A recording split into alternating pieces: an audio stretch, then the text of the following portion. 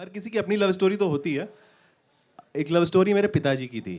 जैसे होता है ना कि जैसे इस दुनिया में कि मेरे पिताजी, जैसे हम लोग को लगता है ना कि अब जो मेरी अगली जनरेशन है, अब चूंकि थोड़े से उम्र ज़्यादा हो गई, तो अब वाली जनरेशन को देख के लगता है ये लोग क्या प्यार कर रहे हैं, प्यार तो हम अपने टाइम पे करते थे। ऐसे ही हमारे पिताजी को लगता था कि प्यार ये लोग क्या कर रहे हैं, प्यार तो हम अपने टाइम पे करते थे। और हमारे पिताजी जो सच्चा प्यार करते थे वो मेरी मम्मी से नहीं करते थे, वो करते थे मेरे स्कूल की जो क्लास टीचर थी, उनका नाम था मीना पाठक। ऐसे हर बाप होते हैं, इसीलिए लोग ताली बजा रहे हैं। मीना पाठक उनका नाम था और पिताजी उनको प्यार से मीना कुमारी बुलाते थे। और वैसे भी बेटे की जो क्लास टीचर होती है या बेटी की जो क्लास टीचर होती है, वो इस दुनिया के हर बाप की आखिरी उम्मीद होती है कि कुछ हो जाएगा। हुआ कुछ ऐसा था कि मैं पढ़ने में कोई कमज़ोर नहीं था, लेकिन मेरी टीचर ने ये बात ईगो पे ले ली, मीना पाठक ने।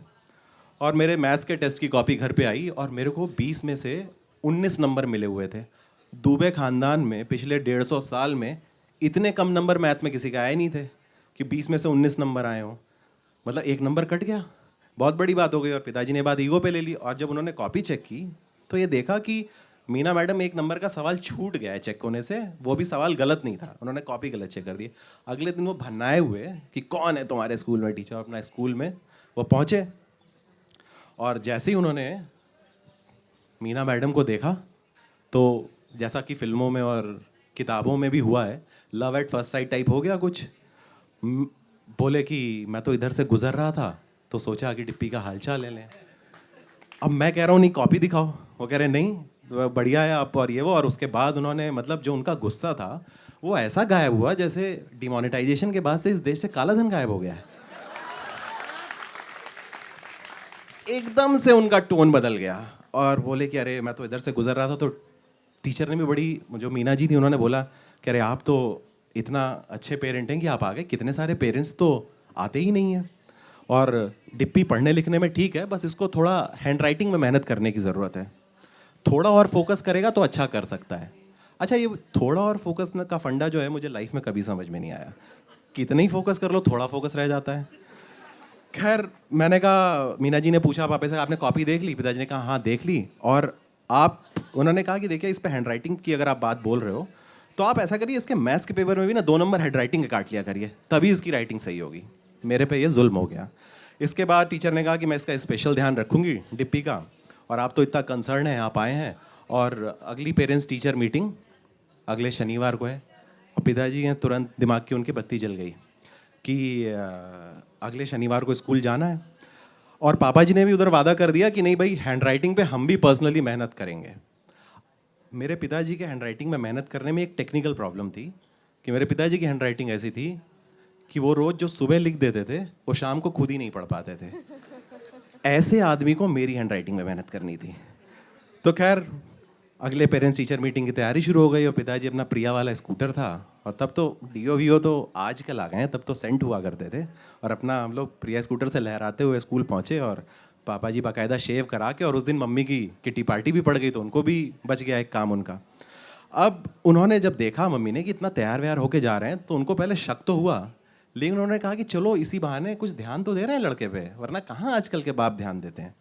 और फिर वो जब पहुँचे तो मीना मैडम ने मुझे अपने पास बुला के, मतलब जैसे मेरे यहाँ पे इस जगह पे पुच्ची कि यहाँ पे ऐसे बच्चों को जैसे करते हैं, किस करते हैं यहाँ पे, तो मैंने अपने पिताजी को ऐसे देखा।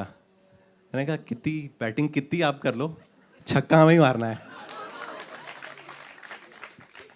उसके बाद खैर उनके मेहनत से, मीना मैडम के और मेरे पिताजी और मेरी मेहनत से मेरी राइटिंग सही में थोड़ी इम्प्रूव हो गई और मैं क्लास में फर्स्ट आ गया गलती से, क्लास सेकंड में।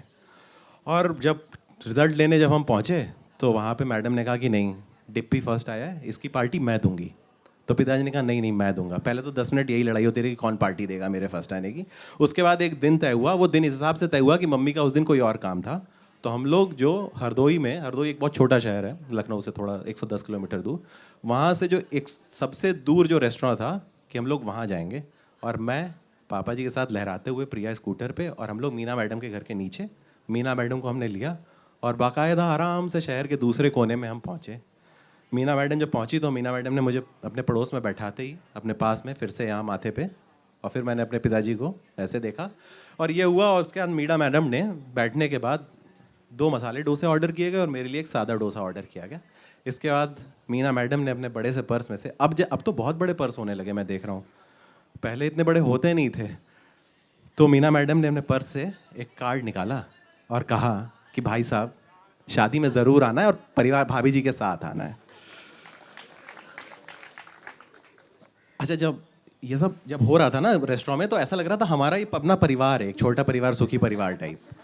तो खैर, जब कार्ड निकाला और पिताजी की तरफ दिया और पिताजी ने देखा, तो हुआ ये कि पिताजी साल भर रगड़ के मेहनत करने के बाद भी क्लास सेकंड में फेल हो गए थे।